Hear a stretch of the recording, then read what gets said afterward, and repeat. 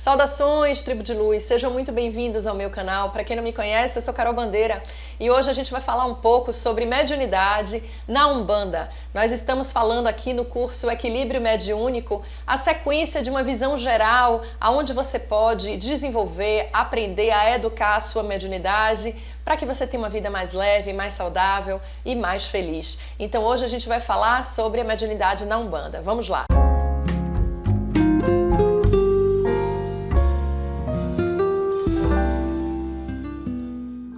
Se você está chegando aqui pela primeira vez, eu já vou te convidar para você se inscrever no canal, tocando esse sininho aqui embaixo para receber as nossas atualizações.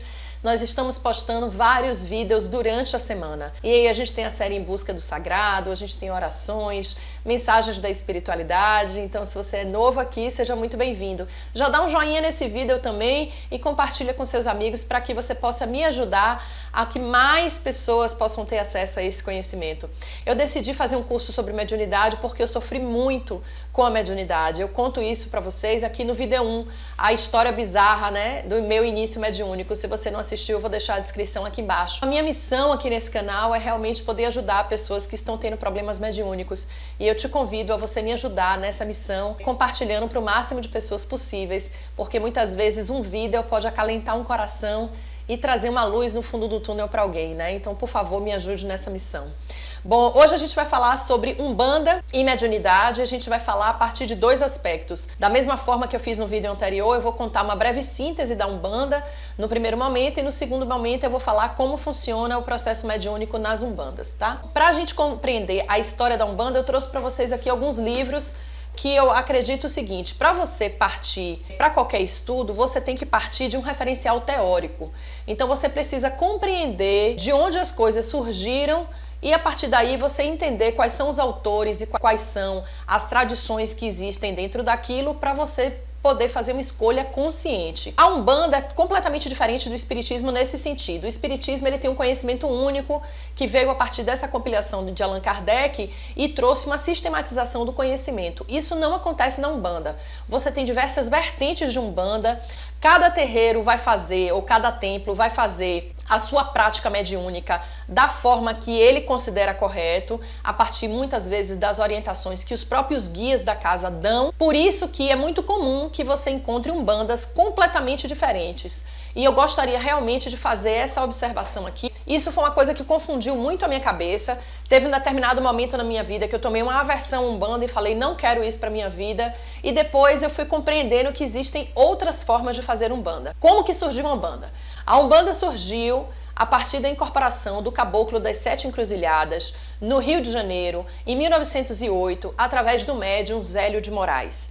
Essa é a história oficial, digamos assim, da própria família do Zélio, e esse conhecimento sobre essa fundação da Umbanda, ela foi fortemente divulgada pelo pai Ronaldo Linares, que foi investigar, esteve no Rio de Janeiro, bateu lá na porta, quis saber quem era realmente Zélio, conseguiu divulgar isso na imprensa, ele era radialista na época, e todas as pessoas passaram a compreender que a Umbanda tem um ponto de partida, que é a incorporação do Caboclo das Sete Encruzilhadas. Existem muitos vídeos por aí que falam sobre o nascimento da história da Umbanda, mas de forma bem sintetizada. Existia um médium, que era Zélio de Moraes, que tinha fortes problemas mediúnicos, ninguém conseguia explicar o que acontecia com ele. Ele foi para médicos, para psiquiatras, para psicólogos, aquela história, né? Deve ter algum problema, alguma doença, ninguém encontrou nada. Padres, exorcistas, todo mundo fez de tudo e não conseguiu resolver o problema dele, até que levaram ele na Federação Espírita do Rio de Janeiro e lá ele incorporou um espírito. Quando perguntaram para ele qual era o nome, ele disse, se é preciso ter um nome, eu me chamarei Caboclo das Sete Encruzilhadas, porque para mim não haverá caminhos fechados. Assim, de forma bem resumida, tem toda uma história linda. Eu vou colocar aqui embaixo no vídeo, na descrição, um link para o que é a Umbanda 3, que é um vídeo incrível, um documentário produzido por Rogério Avelino, aonde o pai Ronaldo conta essa história desse encontro com Zélio e que você pode saber mais detalhes sobre a Umbanda. Mas de forma muito simplificada, a Umbanda surge então em 1908, a partir da incorporação desse Caboclo das Sete Encruzilhadas, porque naquele momento o espiritismo ele estava aqui no Brasil fortemente expandindo e eles não aceitavam a incorporação dos espíritos dos caboclos que são a incorporação do espírito dos indígenas brasileiros e nem dos pretos velhos, que seriam os negros escravizados no Brasil, né? Então, também do herê, das crianças, eles não eram bem-vindos dentro do espiritismo. Até hoje você tem uma grande resistência da maioria dos centros espíritas. Quando você incorpora um caboclo, o caboclo não pode bater no peito, o caboclo não pode falar como caboclo, eles querem que a comunicação seja o mais tranquila possível. Então, a partir dessa exclusão, digamos assim, dessa não aceitação do movimento espírita para com esses espíritos, a Umbanda vem na proposta de unir, de agregar todos os espíritos que sejam manifestações genuínas e que queiram expressar os seus pensamentos. Então a Umbanda nasce numa proposta de realmente acolher todos esses espíritos e de ser contra qualquer tipo de preconceito. Por isso a Umbanda prega que todos os espíritos podem se comunicar. Então não há esse preconceito. Se chegou um espírito de um Exu, qualquer tipo de espírito que queira se manifestar, na Umbanda, bem-vindo, contanto que esse espírito venha com o desejo de praticar o amor e a caridade. A Umbanda, ela tem como máxima 3 pilares, que é a humildade, o amor e a caridade. Para a Umbanda, a humildade, ela é fundamental. Por isso, geralmente se faz as giras descalço como símbolo de humildade. Estou com os pés no chão e sou igual a todos os meus irmãos de fé. Na Umbanda se usa roupa branca, então a maioria dos templos vestem roupa branca, seja templo ou terreiro, porque existem vários segmentos de Umbanda. E aí a gente vai falar uma breve síntese dessa transição da Umbanda para você entender como é que a mediunidade se manifesta na Umbanda. A depender do segmento de Umbanda que você tem e que você pratica, você vai praticar sua mediunidade de forma diferente. Na sequência da fundação da Umbanda, em 1908, vem o primeiro escritor da Umbanda, que é Leal de Souza, que publicou essa obra, O Espiritismo, a Magia e as 7 Linhas da Umbanda. No começo, a Umbanda era chamado de Espiritismo de Umbanda. Não podemos esquecer que a Umbanda nasce dentro de um centro espírita. Portanto, a influência do espiritismo na Umbanda é muito grande, sobretudo para as pessoas que seguem essa linha, que é a linha que eu vou chamar de raiz. Não existe esse nome, tá, gente? Foi uma forma que eu, didaticamente, decidi colocar para facilitar a compreensão. Então eu vou chamar de Umbanda de raiz, essa Umbanda inicial que vem de Zélio, e esse livro é fundamental para quem quiser aprofundar esse estilo de Umbanda. Na sequência, outros movimentos foram eclodindo. Por quê? Porque ao mesmo tempo que a Umbanda estava sendo fundada no Rio de Janeiro, nós não podemos esquecer que era um período pós-abolição da escravatura. Portanto, os negros, eles estavam teoricamente libertos, né? Porque a gente sabe que a liberdade até hoje é relativizada se realmente existe ou não para os negros. A opressão é muito grande ainda. Existiam então o candomblé, já existia todo o movimento de uma série de manifestações vindas da África. Então você tinha a cabula, que era uma manifestação muito peculiar, parecida com essa Umbanda, que era a Umbanda de Zélio, entretanto, trazia mais influências africanas. E aí, na sequência, vem W.W. Mata e Silva e fala que a Umbanda é de todos nós e traz pra gente o conhecimento da Umbanda esotérica. Esse conhecimento aqui é um conhecimento bem específico da Umbanda, não é um segmento que eu pratico, não é um segmento que eu estudo profundamente, mas sei que existe. A Umbanda, então, ela é associada a símbolos esotéricos, a uma série de conceitos do esoterismo, do ocultismo, e essa Umbanda, então, ela vai seguir alguns processos um pouco diferente dessa Umbanda tradicional, que eu vou chamar de Umbanda de raiz. Lembrando que isso é um termo que eu estou colocando aqui por questões didáticas. Na sequência, a gente tem um outro escritor de Umbanda muito bacana, que é muito citado na maioria dos trabalhos sérios, que é Cavalcante Bandeira. Ele publica o livro O que é Umbanda. Esse livro, ele vai trazer a Umbanda de uma forma geral. Ele vai comparar a Umbanda com esses movimentos que a gente tem da Umbanda esotérica e também desses cultos de raízes e de matrizes africanas. E ele não vai citar, nesse primeiro momento aqui, Zélio. Ele não cita Zélio de Moraes. Para quem não sabe, Cavalcante Bandeira é meu tio-avô. Então eu não estou nessa busca espiritual à toa. Eu acho que ele lá de cima fica me buzinando aqui o juízo para eu continuar estudando e falando sobre Umbanda e sobre todos esses trabalhos. Ele foi um grande pesquisador, quem conheceu ele sabe, ele era muito ferrenho no estudo detalhado das coisas, ele estudou Yorubá, ele estudou Banto, ele estudou uma série de línguas para compreender todo o contexto africano e também os autores que falavam de africanismo no Brasil para poder traçar qual é essa Umbanda. E finalmente a gente vai chegar no pai Ronaldo Linares, né, que é meu pai espiritual, benção meu pai, e ele publicou Iniciação à Umbanda com também o pai Diamantino Fernandes Trindade e o Wagner Veneziani Costa, e esse livro ele vai falar dos princípios da Umbanda dentro desse contexto mais Umbanda raiz que eu chamo, né? Essa Umbanda tradicional fundada por Zélio. Na sequência do pai Ronaldo, que ele há quase 50 anos então, ele traz todo esse conhecimento de Zélio, né, da Umbanda de Zélio, do Rio de Janeiro, e ele vai trazer uma série de sistematização para a Umbanda, com os cursos de formação sacerdotal e uma série de conhecimentos que ele trouxe para nós. Na sequência veio o Rubens Sarraceni, instituindo o que ele chamou de Umbanda Sagrada, porque ele então recebe uma série de canalizações, uma série de psicografias umbandistas e ele funda uma outra Umbanda que é a Umbanda Sagrada. A Umbanda Sagrada ela tem especificidades,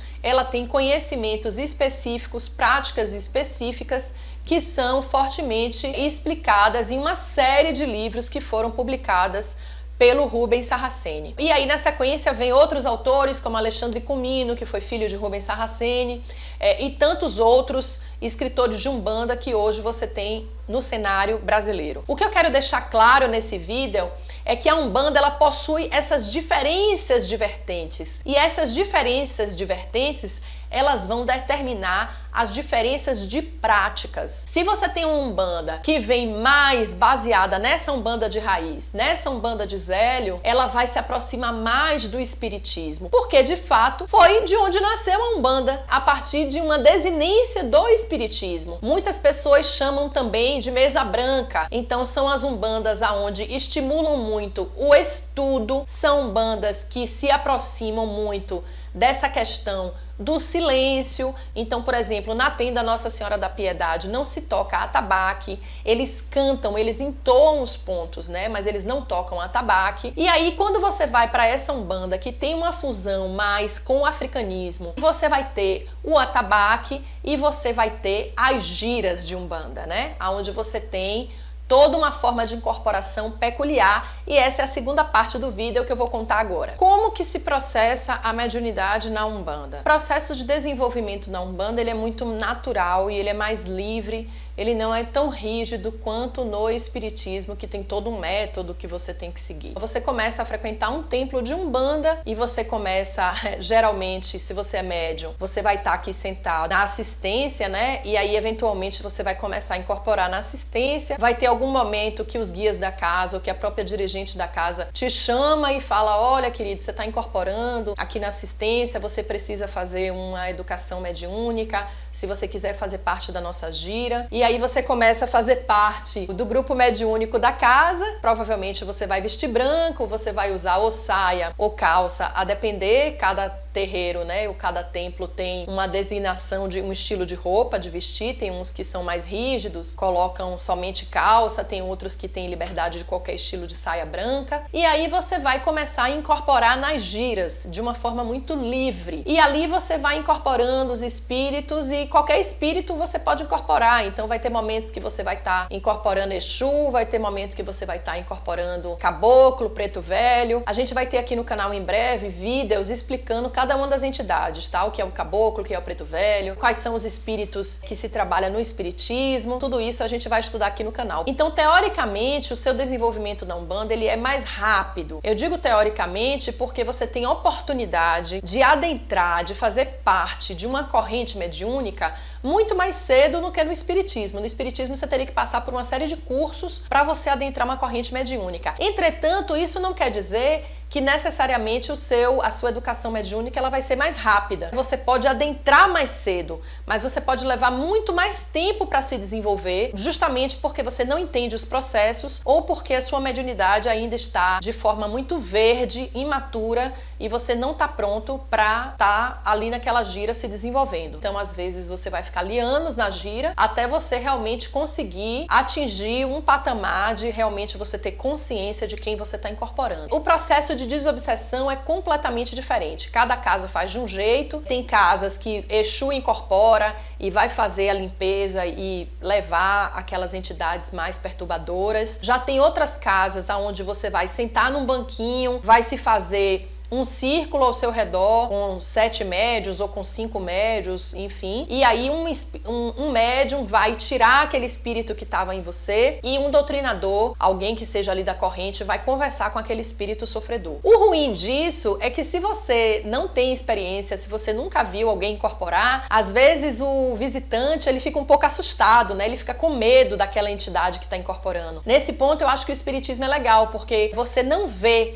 o obsessor. E às vezes o obsessor, ele chega cheio de ódio, ele chega falando palavrão, ele chega falando coisas muito duras para a pessoa que está sendo obsediada. E isso geralmente é ouvido na Umbanda. A depender da casa, naturalmente cada casa tem uma metodologia, mas isso é ouvido. Agora, existe uma outra coisa que é interessante na Umbanda, que é o uso de atabaque para os templos que usam atabaques. Tem outros que vão somente nas palmas, mas o atabaque e as palmas, ou mesmo o cantar pontos, ele gera toda uma frequência eletromagnética, ele gera um campo de emanação eletromagnética que facilita você entrar num estado de transe. Então, assim, você tem uma oportunidade de se conectar melhor, de digamos assim, acalmar os seus pensamentos. Então, se você tá com a mente super agitada, e aí você senta lá no centro espírita e tá tentando assistir a palestra e nem consegue porque a mente tá a milhão, né? Pensando no trabalho, pensando nas coisas de casa. Já quando você vai para um templo de Umbanda, você tem aquele entoar dos pontos e você começa a cantar, você começa a sintonizar. Então, muitas vezes isso ajuda mais a você se concentrar na sua própria energia e na sua mediunidade. Uma outra dúvida que se pergunta muito sobre a Umbanda é por que é templo ou terreiro, né? Então é terreiro de Umbanda ou templo de Umbanda? Aqui em São Paulo se usa muito o termo templo de Umbanda. O pai Ronaldo, que divulgou muito a Umbanda aqui, usa mais esse termo templo. Mas na Bahia é muito comum o termo terreiro de Umbanda, porque existem muitas Umbandas que são cruzadas com o Candomblé, também chamadas Umbandas cruzadas ou Umbanda Molocô, aonde você tem o movimento umbandista com muitas raízes dentro do movimento de influência africana. Então você vai ter aí giras de Umbanda, que se intitulam giras de Umbanda, mas que é Umbanda muito mais próxima do Candomblé. Também na Bahia a gente chama de Umbandomblé. São termos para distinguir essa Umbanda que é mais cruzada. E aí, nesse tipo de Umbanda, você vai ter as giras, onde a mediunidade acontece, parecendo realmente um xirê dos orixás, que é o que acontece no Candomblé, que você vai ver no próximo vídeo. A gente percebe que existe todo o movimento, até a forma de se vestir, né? Então as roupas, elas são mais parecidas com o Candomblé. E você tem a gira em formato de círculo, aonde várias pessoas incorporam os orixás e você tem ali a manifestação desses espíritos de origem africana, né? Ou dessa divindade africana que seriam os orixás. Na Umbanda também se incorpora orixás. Existem algumas Umbandas,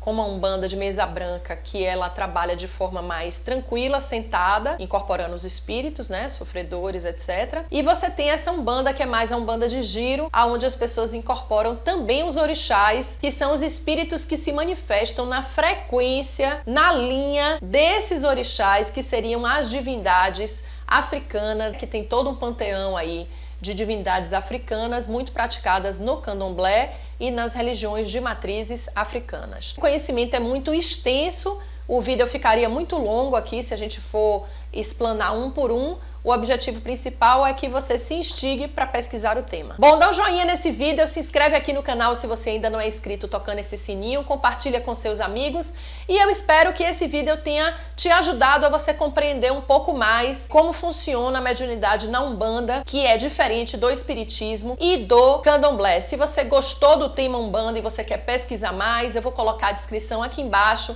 alguns links tanto para livros quanto para vídeos e filmes que possam te ajudar a compreender esse universo da Umbanda, tá certo? Te espero no próximo vídeo. Um forte abraço, tchau, tchau!